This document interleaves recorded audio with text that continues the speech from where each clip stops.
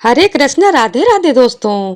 आज चैत्र मास के शुक्ल पक्ष की एकादशी तिथि है और इस एकादशी को कामदा एकादशी के नाम से जाना जाता है।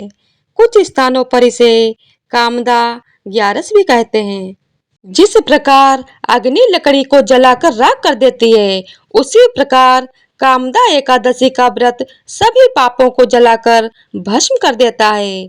इस एकादशी की कथा को सुनने से मनुष्यों को 1000 यज्ञ करने के बराबर फल की प्राप्ति होती है एवं सौभाग्य मिलता है तथा पूर्वजों को मोक्ष की प्राप्ति होती है। तो आज मैं आपको सुनाने जा रही हूँ कामदा एकादशी की बड़ी ही दुर्लभ कथा। इन कथाओं को सुनने से समस्त मनोकामनाएं पूर्ण हो जाती हैं। तो आइए भगवान श्री लक्ष्मी नारायण जी के चरणों का ध्यान करते हुए इस कथा को सुनते हैं। आज चैत्र मास के शुक्ल पक्ष की एकादशी तिथि है और इस एकादशी को कामदा एकादशी के नाम से जाना जाता है। कुछ स्थानों पर इसे कामदा ग्यारस भी कहते हैं। कामदा शब्द का अर्थ है इच्छाओं की पूर्ति करने वाला, जो इच्छाओं को पूरा करने तथा व्यक्ति के जीवन में खुशहाली और सकारात्मक परिवर्तन लाने की क्षमता को दर्शाता है। ऐसा माना जाता है कि इस दिन व्रत रखने और पूर्ण पुरुषोत्तम भगवान श्री हरि विष्णु जी की भक्ति पूर्वक पूजा करने से अपार आध्यात्मिक फल की प्राप्ति होती है। कामदा एकादशी को सभी पापों और बाधाओं को दूर करने की शक्ति के लिए पूजा जाता है। जिस प्रकार अग्नि लकड़ी को जलाकर राख कर देती है, उसी प्रकार कामदा एकादशी का व्रत सभी पापों को जलाकर भस्म कर देता है। इस एकादशी की कथा को सुनने से मनुष्यों को 1000 यज्ञ करने के बराबर फल की प्राप्ति होती है एवं सौभाग्य मिलता है तथा पूर्वजों को मोक्ष की प्राप्ति होती है। तो आज मैं आप सभी को सुनाने जा रही हूँ कामदा एकादशी की बड़ी ही दुर्लभ कथा। इन कथाओं को सुनने से समस्त मनोकामनाएं पूर्ण हो जाती हैं। तो आप सभी बड़ी ही श्रद्धा और प्रसन्न चित्त मन से इन कथाओं को पूरा अवश्य सुनिएगा। ये भगवान श्री लक्ष्मी नारायण जी के चरणों का ध्यान करते हुए इस कथा को सुनते हैं। भगवान श्री कृष्ण जी के प्रिय सखा अर्जुन ने कहा, हे कमल नयन, मैं आपको कोटि कोटि नमन करता हूँ। हे जगदीश्वर, मैं आपसे प्रार्थना करता हूँ कि आप कृपा कर चैत्र माह के शुक्ल पक्ष की एकादशी की कथा का भी वर्णन सुनाइए। इस एकादशी का क्या नाम है तथा इस व्रत को करने से किस फल की प्राप्ति होती है। तब भगवान श्री कृष्ण जी ने कहा, हे अर्जुन, एक बार यही प्रश्न राजा दिलीप ने गुरु वशिष्ठ जी से किया था। अब मैं तुम्हें इस एकादशी की कथा को सुनाता हूँ। ध्यान पूर्वक श्रवण करो। प्राचीन समय में भागीपुर नाम का एक नगर था, जिस पर पुंडरीक नाम का राजा राज्य करता था। राजा पुंडरीक अनेक ऐश्वर्यों से युक्त था। उसके राज्य में अनेक अप्सराएं, गंधर्व, किन्नर आदि वास करते थे। उसी नगर में ललित एवं ललिता नाम के गायन विद्या में पारंगत गंधर्व स्त्री पुरुष अति संपन्न घर में निवास करते हुए विहार किया करते थे। उन दोनों में इतना प्रेम था कि वे अलग हो जाने की कल्पना मात्र से ही व्यथित हो उठते थे। एक बार राजा पुंडरीक गंधर्वों सहित सभा में विराजमान थे। वहां गंधर्वों के साथ ललित भी गायन कर रहा था। उस समय उसकी प्रियतमा ललिता वहां उपस्थित नहीं थी। गायन करते करते अचानक उसे ललिता का स्मरण हो उठा, जिसके कारण वह अशुद्ध गायन करने लगा। नागराज करकोटक ने राजा पुंडरीक से उसकी शिकायत की। इस पर राजा को भयंकर क्रोध आया और उन्होंने क्रोधवश ललित को श्राप देते हुए कहा, अरे नीच, तू मेरे सम्मुख गायन करते हुए भी अपनी स्त्री का स्मरण कर रहा है। इससे तू नरभक्षी दैत्य बनकर अपने कर्म का फल भोग। ललित गंधर्व उसी समय राजा पुंडरीक के श्राप से एक भयंकर दैत्य में परिवर्तित हो गया। उसका मुख विकराल हो गया, उसके नेत्र सूर्य और चंद्र के समान प्रदीप्त होने लगे, मुंह से आग की भयंकर ज्वाला निकलने लगी, उसकी नाक पर्वत की कंदरा के समान विशाल हो गई और गर्दन पहाड़ के समान दिखाई देने लगे। उसकी भुजाएं 2-2 योजन लंबी हो गईं। इस प्रकार उसका शरीर 8 योजन का हो। इस प्रकार राक्षस बन जाने पर वह अनेक दुख भोगने लगा। अपने प्रियतम ललित का ऐसा हाल होने पर ललिता दुख से व्यथित हो उठी। वह अपने पति के उद्धार के लिए विचार करने लगी कि मैं कहाँ जाऊं और क्या करूं, किस जतन से अपने पति को इस नरक तुल्य कष्ट से मुक्त कराऊं। राक्षस बना ललित घोर वनों में रहते हुए अनेक प्रकार के पाप करने लगा। उसकी स्त्री ललिता भी उसके पीछे पीछे जाती और उसकी स्थिति को देखकर विलाप करने लगती। एक बार वह अपने पति के पीछे पीछे चलते हुए विंध्याचल पर्वत पर पहुंच गई। उस स्थान पर उसने श्रृंगी मुनि का आश्रम देखा। वह शीघ्रता से उस आश्रम में गई और मुनि के समक्ष पहुंचकर दंडवत प्रणाम कर विनीत भाव से प्रार्थना करते हुए बोली, हे महर्षि, मैं वीर धनवा नामक गंधर्व की पुत्री ललिता हूँ। मेरा पति राजा पुंडरीक के श्राप से एक भयंकर दैत्य बन गया है। उससे मुझे अपार दुख हो रहा है। अपने पति के कष्ट के कारण मैं बहुत दुखी हूँ।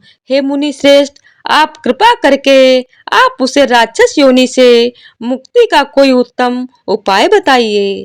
समस्त वृत्तांत सुनकर मुनि श्रृंगी ने कहा, हे पुत्री, चैत्र माह के शुक्ल पक्ष की एकादशी का नाम कामदा एकादशी है।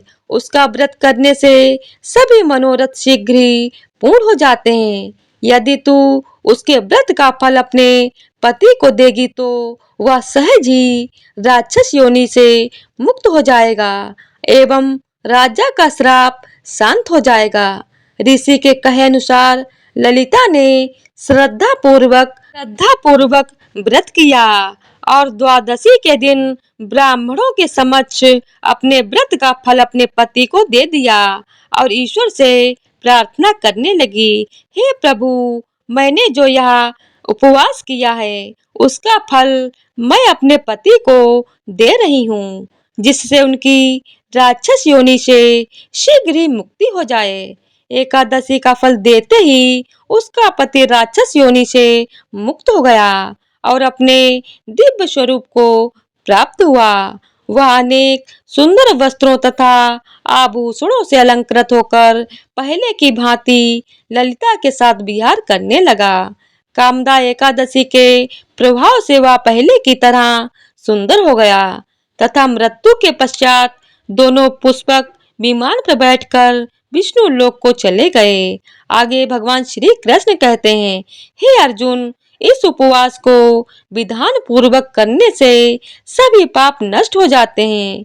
इस व्रत के पुण्य से मनुष्य ब्रह्म हत्या आदि के पाप तथा राक्षस आदि योनि से मुक्त हो जाता है।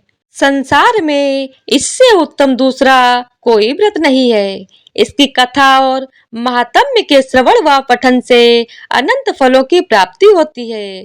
प्राणी अपने सुखों का चिंतन करें, यह बुरा नहीं है, किंतु समय असमय ऐसा चिंतन प्राणी को उसके दायित्वों से विमुख कर देता है, जिससे उसे भयंकर कष्ट भोगने पड़ते हैं। परंतु भगवान श्री हरि की अनुकंपा का कोई अंत नहीं है। भगवान श्री लक्ष्मी नारायण जी बड़े से बड़े पाप भी क्षमा कर देते हैं। तो बोलिए श्री लक्ष्मी नारायण भगवान की जय हो। अब आइए भगवान विष्णु की एक सच्ची कथा का रसपान करते हैं, जिसे सुनने मात्र से सभी मनोकामनाएं पूरी होती हैं। एक गांव में एक निर्धन जुलाहा दंपत्ति रहता था। जुलाहे का नाम माधव और उसकी पत्नी का नाम कांता था। वो दोनों बहुत परिश्रमी थे। सारा दिन काम करते, सुंदर सुंदर कपड़े बनाते, किंतु उनके बने कपड़ों की उनको अच्छी कीमत नहीं मिल पाती थी। फिर भी जो मिलता वे उसी में संतुष्ट रहते और एक टूटी फूटी झोपड़ी में रहकर अपना जीवन व्यतीत कर रहे थे। वे बहुत संतोषी स्वभाव के थे। वह दोनों भगवान श्री कृष्ण के अनन्य भक्त थे। दिन भर के परिश्रम के बाद जो भी समय मिलता उसे वो दोनों भगवान के भजन कीर्तन में बिताया करते थे। माधव के पास एक तानपुरा और एक खड़ताल थी। जब वह दोनों मिलकर भजन गाते तो माधव तानपुरा बजाता और उसकी पत्नी खड़ताल। फिर तो दोनों भगवान के भजन में ऐसा डूब जाते कि उनको अपनी भूख प्यास की चिंता भी नहीं रहती थी। उन्होंने अपनी दीनहीन अवस्था के लिए कभी भगवान को कोई उल्हाना नहीं दिया और अपने इसी जीवन में प्रसन्न थे। लेकिन एक दुख उनको सता रहा था कि उनके कोई संतान नहीं थी। इसको लेकर वह सदा चिंतित रहा करते थे। चिंता तो थी, फिर भी दोनों सदा भगवान की भक्ति में मगन रहते थे।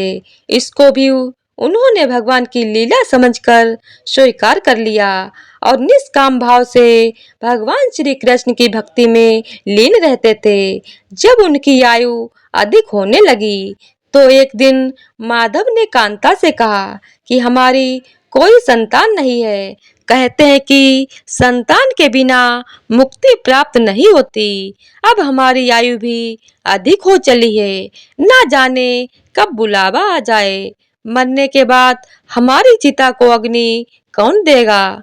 कौन हमारे लिए तर्पण आदि कार्य करेगा? कैसे हमारी मुक्ति होगी? माधव बोला, तू चिंता क्यों करती है? ठाकुर जी है ना, वही सब देखेंगे। माधव ने यह बात कह तो दी, किंतु वह भी चिंता में डूब गया। तभी उसके मन में एक विचार आया। वह नगर में गया और श्री कृष्ण के बाल रूप की एक मूर्ति ले आया। घर आकर बोला, अब तुझे चिंता करने की कोई आवश्यकता नहीं है। मैं यह बाल गोपाल लेकर आया हूँ। अब से यही हमारे पुत्र हैं। माधव बोला, अगर हम संतानहीन हैं तो यह भी इन्हीं की इच्छा है। हम इनको ही अपने पुत्र के समान प्रेम करेंगे। यही हमारे पुत्र का दायित्व पूर्ण करेंगे। माधव की बात सुनकर कांत्या अत्यंत प्रसन्न हुई। उसने बाल गोपाल को लेकर अपने हृदय से लगा लिया और बोली, आप बिल्कुल ठीक कह रहे हैं। आज से यही हमारा लाला है। फिर क्या था, दोनों पति पत्नी ने घर का एक कोना साफ करके वहां बाल गोपाल के लिए एक स्थान बनाया और एक चौकी लगाकर उस पर बाल गोपाल को विराजित कर दिया। उस दिन से जुलाहा संपत्ति का नियम हो गया। वह प्रतिदिन बाल गोपाल को स्नान कराते, उनको धुले वस्त्र पहनाते, अपने पुत्र की तरह उनको लाड लडाते, उन्हीं के सामने बैठकर भजन कीर्तन करते और वहीं सो जाते थे। वो दोनों अपने हाथों से बाल गोपाल के लिए सुंदर सुंदर वस्त्र बनाकर उनको पहनाया करते थे। उन्हें खाना खिलाते, उनको झूला झुलाते और रात को उनको सुलाकर ही स्वयं सोते थे। इन सब में उनको बड़ा आनंद आता। धीरे धीरे दोनों बाल गोपाल को अपनी संतान के समान ही प्रेम करने लगे। बाल कृष्ण अब उनके परिवार का हिस्सा बन गए थे। कांता का नियम था कि वह रोज पहले अपने हाथों से अपने लाला को भोजन कराती, तब स्वयं भोजन करती थी। लाला को भोजन कराते समय उसको ऐसा ही प्रतीत होता जैसे वह अपने पुत्र को ही भोजन करा रही हो। उन दोनों के निश्चल प्रेम को देखकर करुणा निधान भगवान अत्यंत प्रसन्न हुए और उन्होंने अदृश्य रूप में आकर स्वयं भोजन खाना आरंभ कर दिया। कांता जब प्रेम पूर्वक बाल गोपाल को भोजन कराती तो भगवान को प्रतीत होता मानो वह अपनी माँ के हाथों से भोजन कर रहे हों। उनको कांता के हाथ से प्रेम पूर्वक मिलने वाले हर कौर में माँ का प्रेम प्राप्त होता था। भगवान श्री कृष्ण स्वयं माँ की उस प्रेम लीला के वशीभूत हो गए, किंतु कांता कभी नहीं जान पाई कि स्वयं बाल गोपाल उसके हाथ से भोजन करते हैं। एक दिन घर का काम बहुत अधिक होने के कारण कांता बाल गोपाल को भोजन कराना भूल गई। गर्मी का समय था। भरी दोपहरी में दोनों पति पत्नी कार्य करते करते थक गए और बिना भोजन किए ही सो गए। उनको सोए हुए कुछ ही देर हुई थी कि उनको एक आवाज सुनाई दी, मैया बाबा मुझको भूख लगी है। दोनों हड़बड़ा कर उठ बैठ गए। चारों ओर देखा, आवाज कहाँ से आई, किंतु कुछ दिखाई नहीं दिया। तभी अचानक कांता को याद आया कि आज उसने अपने लाला को भोजन नहीं कराया है। वह हड़बड़ा कर उठी और दौड़कर लाला के पास पहुंची तो देखा कि बाल गोपाल का मुख कुमलाया हुआ है। इतना देखते ही दोनों पति पत्नी वहीं उनके चरणों में गिर पड़े। दोनों की आंखों से आंसुओं की धार बह निकली। कांता तुरंत भोजन लेकर आई और न जाने कैसा प्रेम उमड़ा कि उसने लाला को उठाकर अपनी गोद में बिठा लिया और भोजन कराने लगी। दोनों पति पत्नी रोते जा रहे थे और लाला को भोजन कराते जा रहे थे। साथ ही बार बार उनसे अपने द्वारा हुए अपराध के लिए क्षमा मांगते जा रहे थे। ऐसा प्रगाढ़ प्रेम देखकर भगवान अत्यंत प्रसन्न हुए और अंतर्यामी भगवान श्री हरि साक्षात रूप में प्रकट हो गए। भगवान ने अपने हाथों से अपने रोते हुए माता पिता की आंखों से आंसू पोंछे और बोले, प्रिय भक्त, मैं तुम्हारी भक्ति और प्रेम से अत्यंत प्रसन्न हूँ। तुम जो चाहो वर मांग लो, मैं तुम्हारी प्रत्येक इच्छा पूर्ण करूंगा। इतना सुनते ही दोनों भगवान के चरणों में गिर पड़े और बोले, हे दयानिधे, आप हमसे प्रसन्न हैं और आप स्वयं हमारे सम्मुख उपस्थित हैं। इसी से हमारा जीवन धन्य हो गया। इससे अधिक और हमें क्या चाहिए? इससे अधिक किसी भी वस्तु का भला क्या महत्व हो सकता है? आपकी कृपा हम पर बनी रहे, बस इतनी कृपा बनाए रखना। भगवान श्री हरि बोले, यदि तुम चाहो तो मैं तुम्हारे जीवन में संतान के अभाव को समाप्त कर सकता हूँ, तुम्हें एक सुंदर संतान प्रदान करूं। यह सुनते ही माधव और कांता एकदम व्याकुल होकर बोले, नहीं भगवान, हमको संतान नहीं चाहिए। उनका उत्तर सुनकर भगवान ने पूछा, किंतु क्यों? अपने जीवन में संतान की कमी को पूर्ण करने के लिए ही तो तुम मुझको अपने घर लेकर आए थे। यह सुनकर वह दोनों बोले, प्रभु, हमको भय है कि यदि हमको संतान प्राप्त हो गई तो हमारा मोह उस संतान के प्रति बढ़ जाएगा और हम अब की तरह आपकी सेवा नहीं कर पाएंगे। उनका प्रेम और भक्ति से भरा उत्तर सुनकर करुणा निधान भगवान करुणा से भर उठे। उनके विचार सुनकर स्वयं भगवान की आंखों से अश्रु गिरने लगे। भगवान श्री हरि बोले, हे मैया और बाबा, मैं यहाँ आया तो था आपके ऋण को उतारने के लिए, किंतु आपने तो मुझको सदा सदा के लिए अपना ऋणी बना दिया। मैं आपके प्रेम का यह ऋण कभी नहीं उतार पाऊंगा। मैं सदा सदा तुम दोनों का ऋणी रहूंगा। मैं तुम्हारे प्रेम से अत्यंत प्रसन्न हूँ। तुमने अपने निर्मल प्रेम से मुझको भी अपने बंधन में बांध लिया है। मैं तुम्हें वचन देता हूँ कि आज से मैं तुम्हारे पुत्र के रूप में तुम्हारे समस्त कार्य पूर्ण करूंगा। तुम्हें कभी संतान का अभाव नहीं होने दूंगा। तुम ये तो जानते ही हो कि मेरा वचन कभी असत्य नहीं होता। ऐसा कहकर भक्त वत्सल भगवान बाल गोपाल की प्रतिमा में विलीन हो गए। उस दिन से माधव और कांता का जीवन बिल्कुल ही बदल गया। उन्होंने सारा काम धंधा छोड़ दिया और सारा दिन बाल गोपाल के भजन कीर्तन और उनकी सेवा में व्यतीत करने लगा। भजन करते हुए उनको ना भूख सताती और ना ही प्यास लगती थी। उन्होंने सभी प्रकार की इच्छाओं का पूर्ण रूप से त्याग कर दिया। अब माधव कभी कोई कार्य करता तो केवल अपने बाल गोपाल के लिए सुंदर सुंदर वस्त्र बनाने का। उनके सामने जब भी कोई परेशानी आती तो बाल गोपाल एक बालक रूप में उपस्थित हो जाते और उनके समस्त कार्य पूर्ण कर देते। वह दंपत्ति और बालक गांव भर में चर्चा का विषय बन गए, किंतु गांव में कोई भी यह नहीं जान पाया कि वह बालक कौन है, कहाँ से आता है और कहाँ चला जाता है। धीरे धीरे समय बीतने लगा। अब जुलाहे दंपत्ति बूढ़े हो चले थे, किंतु भगवान की कृपा उन पर बनी रही। अब दोनों की आयु पूर्ण होने का समय आ गया था।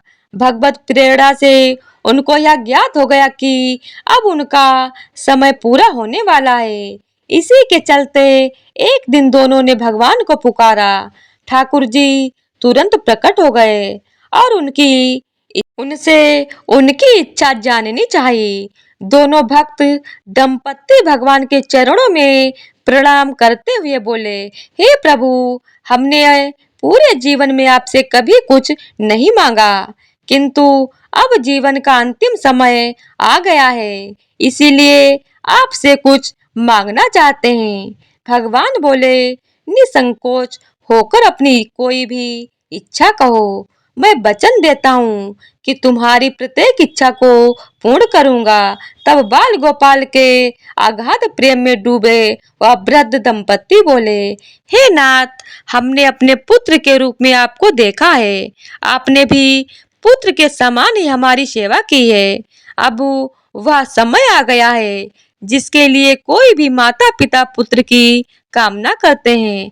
हे दीन बंधु, हमारी इच्छा है कि हम दोनों पति पत्नी के प्राण एक साथ निकलें। हे दयानिधे, जिस प्रकार एक पुत्र अपने माता पिता की अंतिम क्रिया करता है और उनको मुक्ति प्रदान करता है, उसी प्रकार हे परमेश्वर, हमारी अंतिम क्रिया आप अपने हाथों से कर हमें मुक्ति प्रदान करें। श्री हरि ने दोनों को उनकी इच्छा पूर्ण करने का वचन दिया और बाल गोपाल के विग्रह में विलीन हो गए। अंत में वह दिन आ गया जब प्रत्येक जीव को यह शरीर छोड़ना पड़ता है। दोनों वृद्ध दंपत्ति बीमार पड़ गए। उन दोनों की भक्ति की चर्चा गांव भर में फैल गई थी, इसीलिए गांव के लोग उनका हाल जानने के लिए उनकी झोपड़ी के पास आ गए, किंतु उन दोनों का ध्यान तो श्री हरि में रम चुका था। उनको नहीं पता था कि कौन कौन आया है। तभी अचानक एक चमत्कार हुआ। जुलाहे की झोपड़ी एक तीव्र और अलौकिक प्रकाश से भर उठी। वहां उपस्थित समस्त लोगों की आंखें बंद हो गईं। किसी को कुछ भी दिखाई नहीं पड़ रहा था। कुछ लोग तो झोपड़ी से बाहर आ गए, कुछ वहीं धरती पर बैठ गए। तभी श्री हरि अपने दिव्य चतुर्भुज रूप में प्रकट हुए। उनकी अद्भुत शोभा समस्त सृष्टि को आलोकित करने वाली थी, जो वातावरण में एक दिव्य सुगंध भर गई। वे अपनी मंद मंद मुस्कान से अपने उन भक्त माता पिता की ओर देख रहे थे। उनका यह दिव्य रूप देखकर दोनों वृद्ध अत्यंत आनंदित हो और मंत्र मुग्ध हुए जा रहे थे। अपने दिव्य दर्शनों से दोनों को तृप्त करने के बाद करुणामयी लीलाधारी समस्त सृष्टि के पालन करता श्री हरि वहीं उन दोनों के निकट धरती पर ही उनके सिरहाने बैठ गए। भगवान ने उन दोनों भक्तों का सर अपनी गोद में रख लिया, उनके शीश पर प्रेम पूर्वक अपना हाथ रखा। तत्पश्चात अपने हाथों से उनके नेत्र बंद कर दिए। इतना करते ही तत्काल दोनों के प्राण निकलकर श्री हरि में विलीन हो गए। पंचभूतों से बना शरीर पंचभूतों में विलीन हो गया। कुछ समय बाद जब वह दिव्य प्रकाश का लोप हुआ तो सभी उपस्थित ग्रामीणों ने देखा कि वहां ना तो माधव था, ना ही कांता थी और ना ही बाल गोपाल। बचे थे तो मात्र कुछ फूल जो धरती पर पड़े थे और एक दिव्य सुगंध जो वातावरण में चारों ओर फैली हुई थी। विस्मित ग्रामीणों ने श्रद्धा से उस धरती को नमन किया। उन पुष्पों को उठाकर ग्रामवासियों ने शीश से लगाया तथा माधव और कांता की भक्ति और गोविंद के नाम का गुणगान करते हुए चल दिए। उन पुष्पों को गंगा जी में विसर्जित करने के लिए सच्चा भक्त वह है जो एक क्षण के लिए भी भक्ति से विमुख नहीं होता है, अर्थात जिसका चित्त ईश्वर में अखंड बना रहता है, वही सच्चा भक्त कहलाता है। सरल शब्दों में कहें तो भक्ति के अंतिम चरण का अनुभव करने वाले को ही भक्त कहते हैं। एक बार प्रेम से बोलिए भगवान विष्णु की जय हो, लक्ष्मी नारायण भगवान की जय हो। तो आज की वीडियो अगर आप लोगों को पसंद आई हो तो वीडियो को लाइक करें और चैनल को सब्सक्राइब करें। धन्यवाद।